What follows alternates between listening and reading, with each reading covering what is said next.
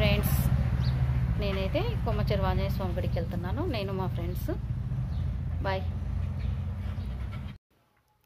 శివరాత్రి అయిపోయిన నెక్స్ట్ డేని అమావాస్య ఉన్నందువల్ల, 2 అమావాస్య కలిసినందువల్ల మేమైతే 28th రోజు కొమ్మచెరువు ఆంజనేయ స్వామి గుడికి వెళ్దామని ప్లాన్ చేసుకున్నాము.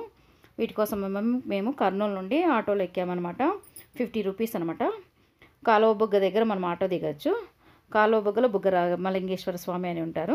ఆ స్వామి దగ్గర నుంచి 5 కిలోమీటర్లు వెళ్తే మనకు కొమ్మచెరువు ఆంజనేయ స్వామి గుడి వస్తుంది. ఈ కొమ్మచెరువు ఆంజనేయ స్వామి గుడి ఎక్కడైనా సరే అమావాస్యలలో మాత్రమే ఆంజనేయ స్వామి గుడిలో చాలా ఫేమస్ అన్నమాట. మేము కుంభమేళా ఉన్న సమయాన శివరాత్రి అయిపోయిన రద్దీ లేదు, చాలా ప్రశాంతంగా అయితే మాకు దర్శనం జరిగింది.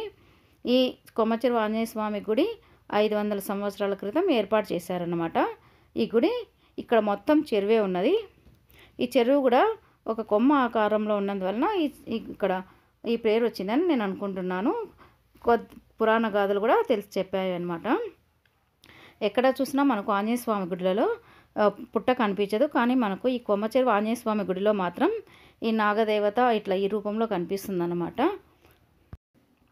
ఈ గుడిలో అమావాస్య రోజు రాత్రి నిద్ర చేస్తే 11 వారాలు ఇలా దేవుని దర్శించుకుని నిద్ర చేస్తే 11 వారాలు అనుకున్న పని జరుగుతుందని ఇక్కడ పెద్దవాళ్ళు చెప్తున్నారు. మేమైతే దర్శనం మాకు బాగా జరిగింది. ఇక్కడ అన్నదాన కార్యక్రమాలు కూడా జరుగుతున్నాయి.